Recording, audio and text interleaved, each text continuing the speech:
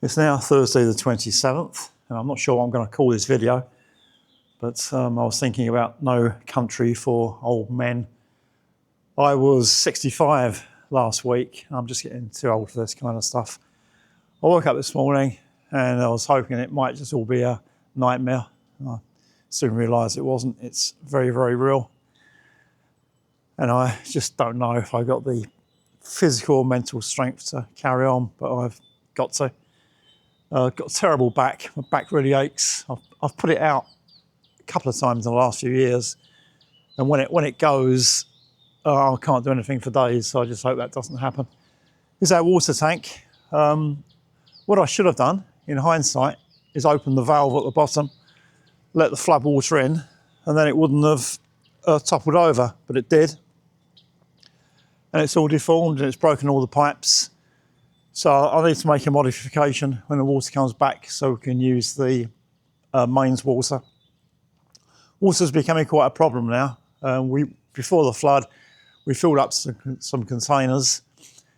They're nearly empty. So once they're empty, we'll have nothing to wash with or flush toilets. That's going to be really bad. I hope the water comes back soon.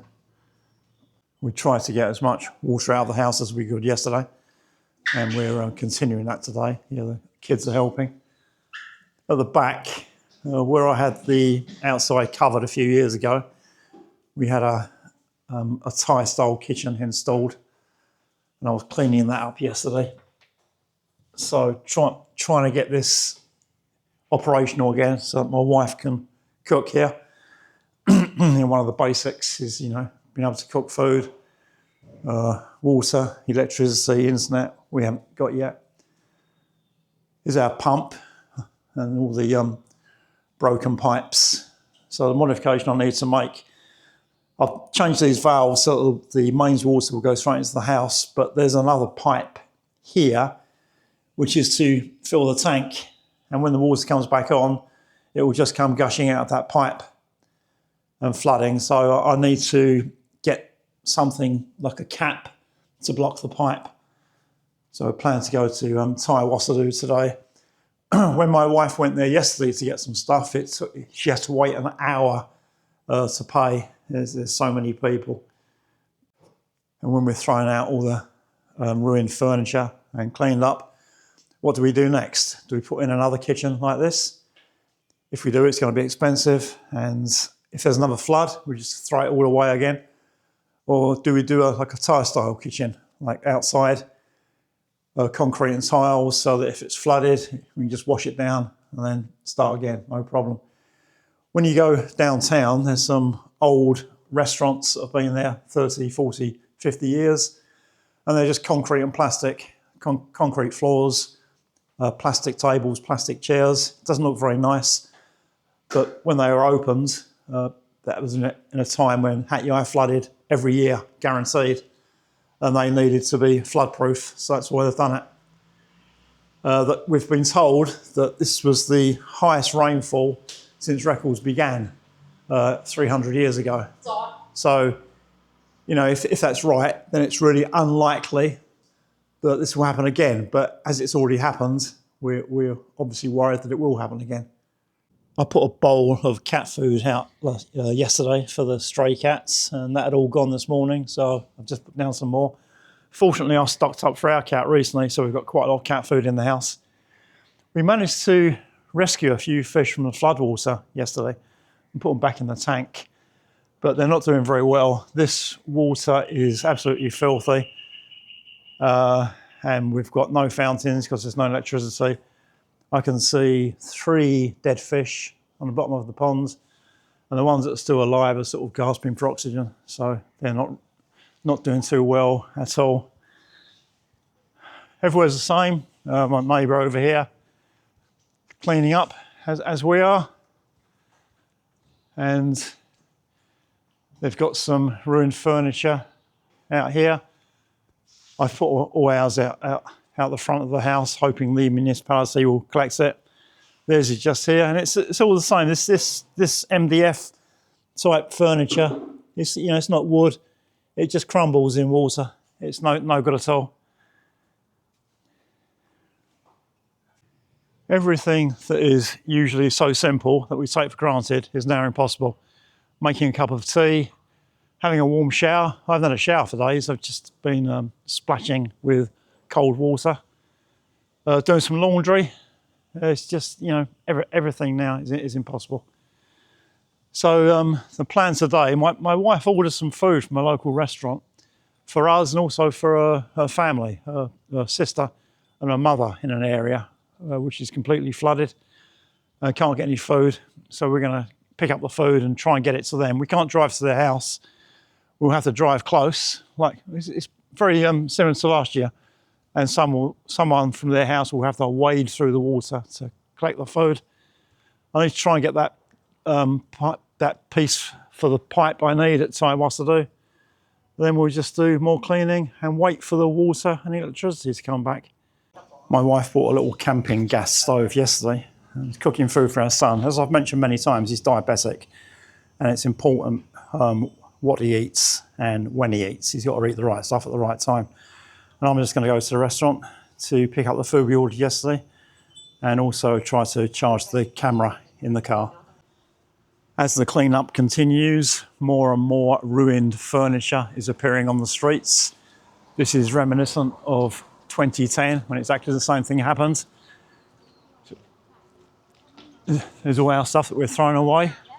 One piece of good news is that there were big dents in this water tank yesterday, and they've all sort of popped out. So I think we may actually still be able to use this, which is good. But I'll need the services of a plumber to plumb it back in again. And here's our furniture, or some of our furniture. There's still more to come. But I remember back in 2010, there were a lot of tyres saying, "Oh, you know, why are you throwing that away? You can still use that." And it's been the same now. "Oh, you can still use this sofa." But you know, I've got no interest in using it again after the flood, and it's 15 years old anyway. The only thing that's really upset me is the sentimental stuff. Now, none of this stuff matters. We can just go to a furniture shop and buy more. But when I went back to the UK, I couldn't bring all my CDs back, so I just brought back the ones that meant most to me. And those are the ones I've just lost.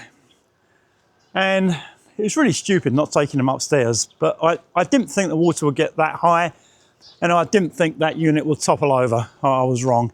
So I've lost those CDs, and they do actually mean a lot to me. The other stuff is replaceable. Some things aren't replaceable, and the CDs are one of those things that are not replaceable. Of course, I think the CDs themselves will be okay, though they will still play, but all the paper packaging inside is ruined, so it just won't be the same. I'll just put the discs in the car so I can play them in the car. Quick look now at a neighbour's house, and this is the neighbour I mentioned before on a video. They've got their own publishing business, and they've gone away to Patani, can't get back, and their side business is breeding cats. So they've left about 30 cats in the house. Very limited food. They left them for food, but not enough. So looking inside, we tried to give them food yesterday. There's gaps in the door, and we push food through the gaps. They don't seem to have eaten that. And regarding their publishing company, inside I can see about 4 computers that look wrecked. So it's going to really impact their business when they get back. They're in a real mess. They haven't even returned home yet. There's the side of their house. You know, it's the same damage that other people have experienced. You see the washing machine has tumbled over and stuff has just been ruined. This is really tragic.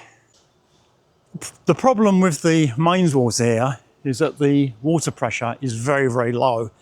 Even at the best of times, it's low. So when it comes back, we'll only have mains water, and everyone in Hat Yai will be using lots of water, so the pressure will be even lower. And when it's so low, it's not strong enough to get upstairs. We can use the taps downstairs, but the taps upstairs run dry. So even when we get the water back, I don't think we'll be able to have a shower. This is the reason why we've got a tank and a pump. So the low pressure mains water fills the tank. and then we have a pump so we get higher pressure water in the house. I collected my car this morning and it's fine, and that, you know, that's one piece of very positive news. So I've just been running the car to charge my camera, microphone, power bank, and some of my kids' electronic equipment and my phone, etc. So it's just one way we've got of charging electronic equipment, but I've got no means of editing or uploading any video yet. I shouldn't laugh really. This is one of the cars that was completely submerged and the owner's left it here. And he's known there's some water coming and he's put a plastic bag over the exhaust to stop water getting into the engine that way. But the whole car was submerged, so his plastic bag didn't do much. It reminds me a bit of the 2010 flood. When the flood was coming, I put plastic bags on the table legs because I thought, you know, the flood will be a few inches and that might save the table. And all the tyres laughed at me because they knew that when the flood came, it would be a bit more than 2 or 3 inches. The van, or the big truck to collect the rubbish has already been round once, and he's coming back again. So here's the rubbish we've got, the ruined furniture that we've got out of the house so far. That will be collected soon, and we've got more to get out, but some of the kitchen units are so heavy that we'll need help to get them out. And it's just going to be like starting all over again, you know, coming into the house when it was new and there's nothing inside. That's what it will end up like when we get past this stage. There'll just be nothing in the house, and we'll have to start buying stuff all over again. And when you're in this situation, you have to sort of go into a temporary emergency mode. It's going to be a long time before things get back to normal, so you just got to think about what you can do in the interim. So this is the tank that I thought was broken, and it sort of repaired itself overnight. So I've bought a cap here from Thai Wasaru. That's the outlet pipe that normally goes to the pump that isn't there anymore. And the big water truck has now filled up with water, so we've got 1,200 litres that we can use for washing. Here's the rubbish truck to pick up more ruined furniture. And with hindsight, we could have saved more stuff had we thought about it. Things like the toaster, the food mixer, the air fryer, all things like that. I think it was because we just didn't think that the flood would be that high. So we just left some stuff on the counters thinking the water won't reach that level. But it was a silly mistake. The rubbish collection and the water aren't the local municipality, they're private companies. So we're having to pay for these services. But I thought they would be municipality free, but that might take a long time. Even though we've got to pay, I'm grateful at least that, you know, we're getting the help that we need.